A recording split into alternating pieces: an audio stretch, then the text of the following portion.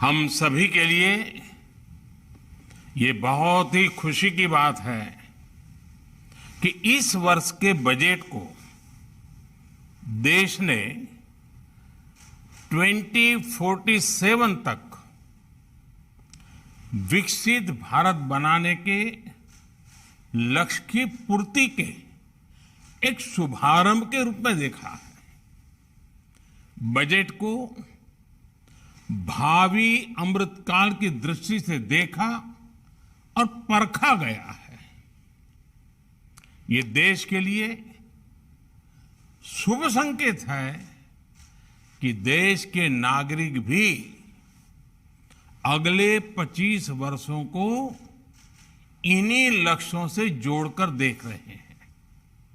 साथियों, बीते 9 वर्षों में देश विमेन लेड डेवलपमेंट के विजन को लेकर आगे बढ़ा है। भारत ने अपने बीते वर्षों के अनुभव को देखते हुए विमेन डेवलपमेंट से विमेन लेड डेवलपमेंट के प्रयासों को वैश्विक मंच पर भी ले जाने का प्रयास किया है। इस बार भारत की अध्यक्षता में हो रही G20 की बैठकों में भी ये विषय प्रमुखता से छाया हुआ है। इस वर्ष का बजट भी विमेन लेड डेवलपमेंट के इन प्रयासों को नई गति देगा और इसमें आप सभी की बहुत बड़ी भूमिका है। मैं इस बजट वेबिनार में आप सभी का स्वागत करता हूं। साथियों, नारी शक्ति की संकल्प शक्ति, इच्छा शक्ति, उनकी कल्पना शक्ति, उनकी निर्णय शक्ति, त्वरित फैसले लेने का उनका सामर्थ्य, निर्धारित लक्ष्यों को प्राप्त करने के लिए उनकी तपस्या, उनके परिश्रम की पराकाष्ठा, ये हमारी मातृशक्ति की पहचान है। ये एक प्रतिबिंब है। जब हम विमेन लेड डेवलपमेंट कहते हैं तब उसका आधार यही शक्तियां हैं। मां भारती का उज्जवल भविष्य सुनिश्चित करने में नारी शक्ति का यह सामर्थ्य भारत की अनमोल शक्ति है। यही शक्ति समूह इस शताब्दी में भारत के स्केल और स्पीड को बढ़ाने में बहुत बड़ी भूमिका निभा रही है।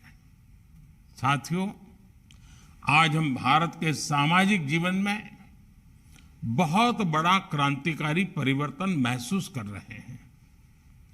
पिछले कुछ वर्षों में भारत ने जिस प्रकार विमेन एम्पावरमेंट के लिए काम किया है, आज उसके परिणाम नजर आने लगे हैं।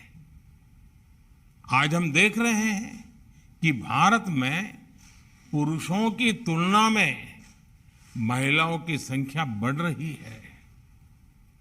पिछले 9-10 वर्षों में हाई स्कूल या उसके आगे की पढ़ाई करने वाली लड़कियों की संख्या 3 गुना बढ़ी है। भारत में साइंस, टेक्नोलॉजी, इंजीनियरिंग और मैथ्स में लड़कियों का एनरोलमेंट आज 43% तक पहुंच चुका है। और ये समृद्ध देश, विकसित देश, अमेरिका हो, यूके हो, जर्मनी हो, इन सबसे भी ज्यादा है। इसी तरह मेडिकल फील्ड हो या खेल का मैदान हो, बिजनेस हो या पॉलिटिकल एक्टिविटी हो, भारत में महिलाओं की केवल भागीदारी नहीं बढ़ी है, बल्कि वो हर क्षेत्र में आगे आकर नेतृत्व कर रही है। आज भारत में ऐसे अनेक क्षेत्र हैं जिनमें महिला शक्ति का सामर्थ्य नजर आता है, जिन करोड़ों लोगों को मुद्रा लोन दिए गए, उनमें से करीब 70% लाभार्थी देश की महिलाएं हैं। ये करोड़ों महिलाएं अपने परिवार की आय ही नहीं बढ़ा रही हैं, बल्कि अर्थव्यवस्था के नए आयाम भी खोल रही है।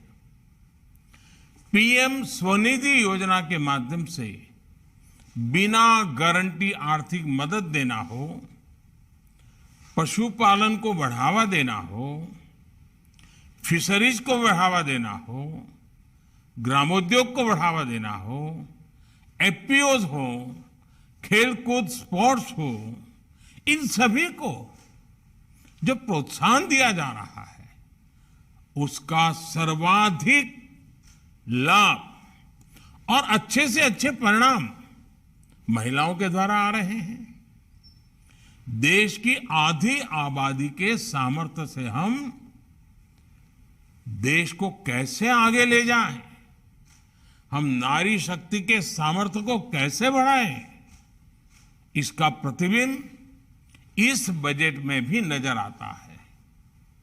महिला सम्मान सेविंग सर्टिफिकेट स्कीम, इसके तहत महिलाओं को 7.5% इंटरेस्ट रेट दिया जाएगा।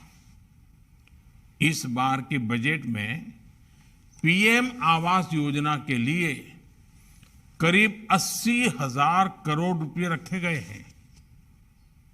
ये राशि देश की लाखों महिलाओं के लिए घर बनाने में काम आएगी। भारत में बीते वर्षों में पीएम आवास योजना के जो 3 करोड़ से अधिक घर बने हैं, उनमें से अधिकांश महिलाओं के ही नाम है। आप कल्पना कर सकते हैं, वो भी एक जमाना था जब महिलाओं के लिए न तो कभी खेत उनके नाम होते थे, न खलिहान उनके नाम होते थे, न दुकान होती थी, न घर होते थे। आज इस व्यवस्था से उन्हें कितना बड़ा सपोर्ट मिला है। पीएम आवास ने महिलाओं को घटते आर्थिक फैसलों में एक नई आवाज दी है। साथियों, इस बार के बजट में नए यूनिकॉर्न्स बनाने के लिए, अब हम स्टार्टअप की दुनिया में तो यूनिकॉर्न सुनते हैं, लेकिन क्या सेल्फ हेल्प ग्रुप में भी ये संभव है क्या? ये बजट उस सपने को पूरा करने के लिए सपोर्ट करने वाली घोषणा लेकर के आया है। देश के इस विजन में कितना स्कोप है, ये आप बीते वर्षों की ग्रोथ स्टोरी में देख सकते हैं। आज देश में 5 में से 1 नॉन फार्म बिजनेस महिलाएं संभाल रही हैं। बीते 9 वर्षों में 7 करोड़ से ज्यादा महिलाएं सेल्फ हेल्प ग्रुप में शामिल हुई हैं और वो अलग अलग क्षेत्रों में काम कर रही हैं। ये करोड़ों महिलाएं कितना वैल्यू क्रिएशन कर रही हैं, और इसका अंदाज आपको इनकी कैपिटल रिक्वायरमेंट से भी लगा सकते हैं। 9 वर्षों में इन सेल्फ हेल्प ग्रुप्स ने 6.25 लाख करोड़ रुपए का लोन लिया है।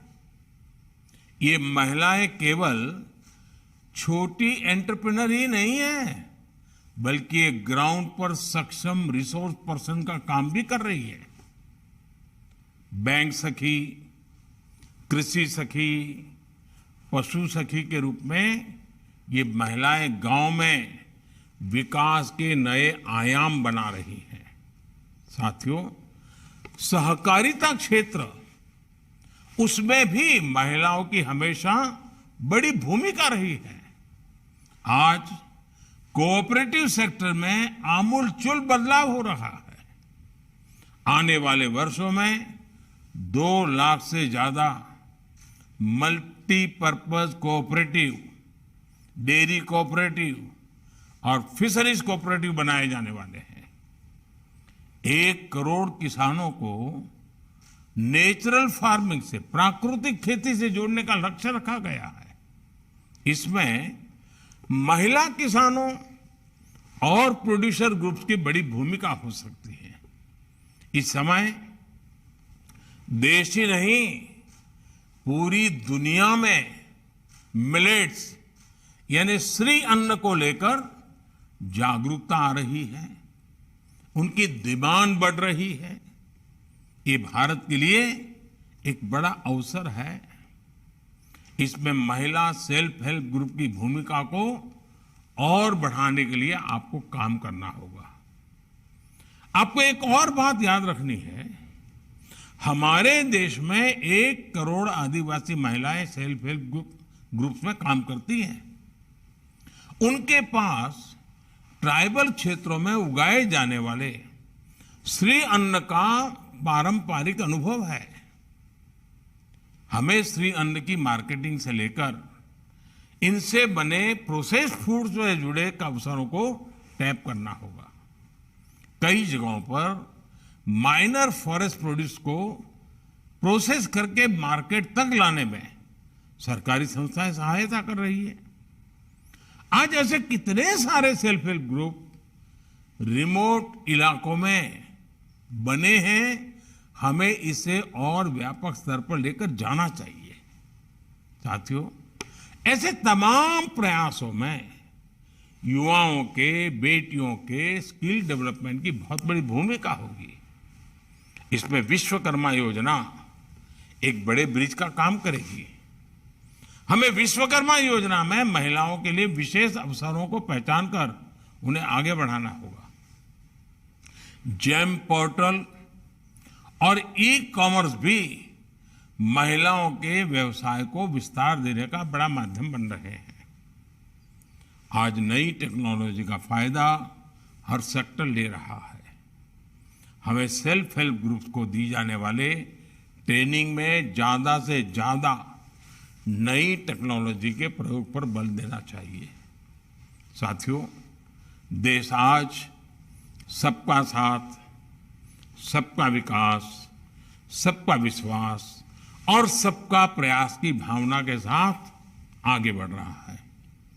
जब हमारी बेटियां सेना में जाकर देश की सुरक्षा करती दिखाई देती हैं, राफेल उड़ाती दिखाई देती हैं, तो उनसे जुड़ी सोच भी बदलती है। जब महिलाएं एंटरप्रेन्योर्स बनती हैं, फैसले लेती हैं, रिस्क लेती हैं, तो उनसे जुड़ी सोच भी बदलती है। अभी कुछ दिन पहले ही नागालैंड में पहली बार 2 महिलाएं विधायक बनी हैं, उनमें से एक को मंत्री भी बनाया गया है। महिलाओं का सम्मान बढ़ाकर, समानता का भाव बढ़ाकर ही भारत तेजी से आगे बढ़ सकता है। मैं आप सभी से आह्वान करूंगा, आप सभी महिलाओं, बहनों, बेटियों के सामने आने वाली हर रुकावट को दूर करने के संकल्प के साथ आगे बढ़े। साथियों, 8 मार्च को महिला दिवस राष्ट्रपति द्रौपदी मुर्मू जी ने महिला सशक्तिकरण, उस पर एक बहुत ही भावुक आर्टिकल लिखा है। इस लेख का अंत राष्ट्रपति मुर्मू जी ने जिस भावना से किया है, वो सभी को समझनी चाहिए। मैं इस लेख से उन्हीं को कोट कर रहा हूं। उन्होंने कहा है, हम सबकी, बल्कि प्रत्येक व्यक्ति की जिम्मेदारी है कि इस प्रगति को तेज गति प्रदान की जाए। इसलिए आज मैं आप सबसे, प्रत्येक व्यक्ति से, अपने परिवार, आस पड़ोस अथवा कार्यस्थल में एक बदलाव लाने के लिए स्वयं को समर्पित करने का आग्रह करना चाहती हूं। ऐसा कोई भी बदलाव जो किसी बच्ची के चेहरे पर मुस्कान बिखेरे, ऐसा बदलाव जो उसके लिए जीवन में आगे बढ़ने के अवसरों में वृद्धि करे। आपसे मेरा यह अनुरोध हृदय की गहराइयों से निकला है। मैं राष्ट्रपति जी के इन्हीं शब्दों के साथ अपनी बात समाप्त करता हूं। आप सभी को बहुत बहुत शुभकामनाएं देता हूं। बहुत बहुत धन्यवाद।